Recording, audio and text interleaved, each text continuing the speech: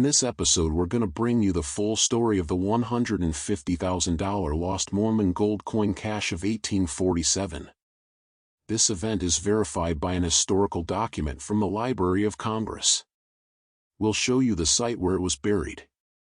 It's probably still right there where it was originally buried.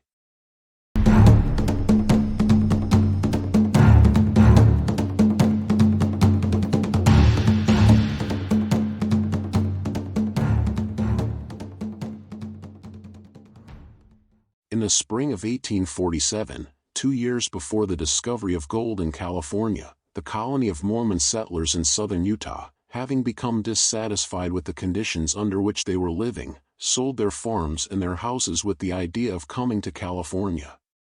To them the desert to the westward was as unknown as the great ocean, but California was a land of golden opportunities, where they might find homes and farms and freedom. With this in mind, they packed their household goods into wagons and set out on the long journey. The money which they had obtained from the sale of their farms, amounting to some $150,000, was placed in a common fund, under the protection of a special set of guards, during the march.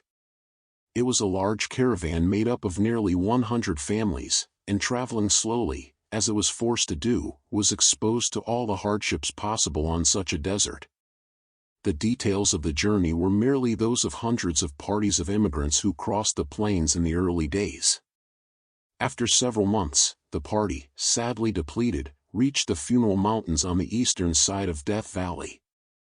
There the Indian, whom they had engaged as a guide at the old Las Vegas ranch, some 200 miles back, turned the party southward. They traveled in this direction for a few days in order to skirt the southern end of the valley, but finally a number of the leaders refused to continue.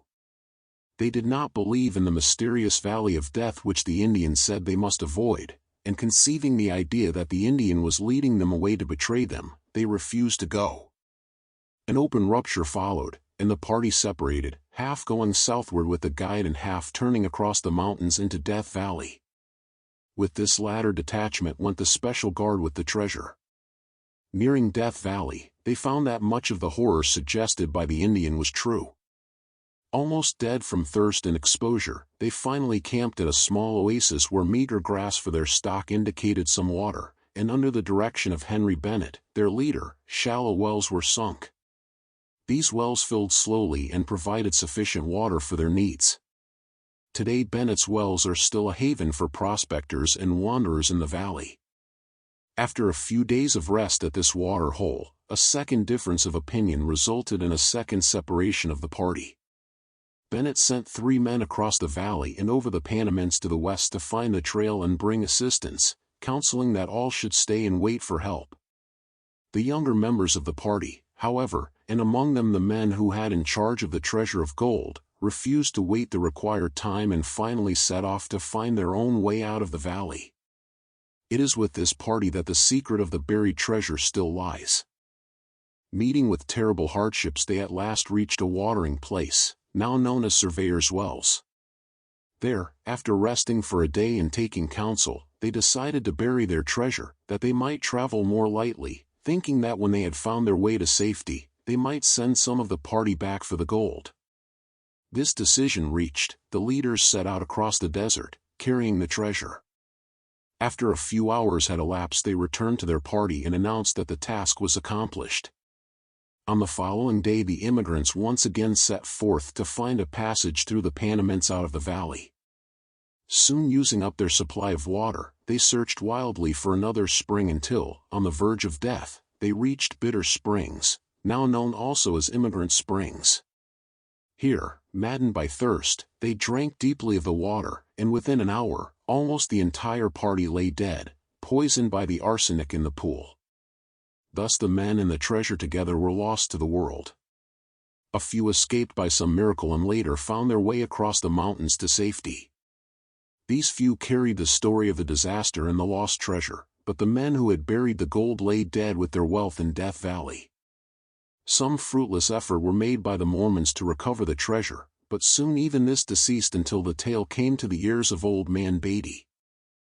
We'll get back to this story right away, but we wanted to tell you about what we think are the best treasure hunting books. There's a link to them in the video description box below, but there's a limited supply. Check them out after the video ends, you'll love reading them. Okay, let's get back to the story. In the latter 50s, Batty wandered into that part of the Great Western Desert which is now known as the Bullfrog Mining District, in southern Nevada. Whence he came no one knew, and indeed there were few here to question. Only a few straggling families of the Shoshone Indians were settled about a small oasis at the headwaters of the Amargosa. Railroads were unknown, and the nearest immigrant trail was 100 miles away across the Amargosa Desert. Only a few Indians and an occasional unknown wanderer without destination, coming out of the desert for a day, disturbed the eternal quiet. Prospectors were almost unknown. The desert was unmarked by trails and death waited among the sandhills. Into this life Batty found his way, and became a part of it. The little oasis where the Amargosa River pours forth for a moment before it is lost in miles of subterranean winding, became his home. He lived on with the Indians for years and at last took an Indian woman as his wife, after the Indian fashion. Then from some chance wanderer he heard the story of the fabulous treasure of gold buried in Death Valley. He was aroused from his lethargy and at once sought more information. A word from his Indian wife, a word from another wanderer, a broken story from an old Indian, and he had made up his mind. The treasure must be near Surveyor Wells. He would find it. Taking with him as many of the Indians as he could command, he turned southward across the desert to Death Valley, traveling some 50 miles or more to the spot where the immigrants had decided years before to bury their treasure. There, he searched the desert for some sign of the cache, but without result, and as his supplies ran low, he was forced to return. He was fired by the experience rather than disappointed, however, and determined to make another effort. In order to make it more effective, he arranged for more supplies that he might make a longer search. Again he traveled a long way across the bitter Amargosa Desert, and into the even greater hardships of Death Valley. Again he failed, and he returned to his home and his Indian wife, but still with unbounded enthusiasm and interest in the project. Year after year he cultivated his little garden and worked in every possible way to obtain money for his search. Each year he crossed the desert, braving death and starvation and thirst and exposure of the most terrible type. Battles with unfriendly Indians and death in 100 forms confronted him, making deep lines in his hardening face, and streaking his rough beard with gray. But always he returned to his wife, now grown bent and ugly, but still patiently serving. At last, for a day, he gave up the search, but only for a day. The treasure was there. That he knew. He had not taken a proper means to find it. He would go about it systematically. So with renewed energy, he set to work to provide funds. The following year he did not go into Death Valley, nor the next nor the next. He was busy working and gathering the funds for a last great expedition. Then in the early spring of 1901, 2 years before the great rush into the Bullfrog District, he equipped an expedition for the great cause. 100 men with shovels and teams and plows were taken into Death Valley. Camp was made at Surveyor's Wells, and the work began. For a mile in each direction the barren desert was crossed and recrossed with trenches. Every foot of the ground was examined. For days he followed the work without rest, hoping against hope that the wealth whose finding he had dedicated his life would be found. Again, however, he was doomed to disappointment, the greater this time, as the effort had been greater and the plans more confident. His party was paid and dismissed and Batty returned to his desert home. His work was over, and for a mere living he refused to make effort. His Indian wife provided for his needs and he lived on at least at peace. In 1903, with the discovery of gold in the Bullfrog District, a rush occurred into the country where Batty had had his home for so many years. He failed to enthuse over the mines, but suffered himself to enjoy the excitement and wild hilarity of the new camp. Some neighboring camps sprung up and within a year a ledge of rich ore in the mountains behind the old man's home had brought a settlement almost to his door. More gold built this into a thriving town of 2,000 people, and in casting about for a name, they called it after the old man, Batty. The town is but a few minutes' walk from the old cabin among the trees of the little oasis. Old man Batty is hale and hearty as ever, but refuses to work since his last great failure. His time is spent about the camp and occasionally he plays a card or two at faro.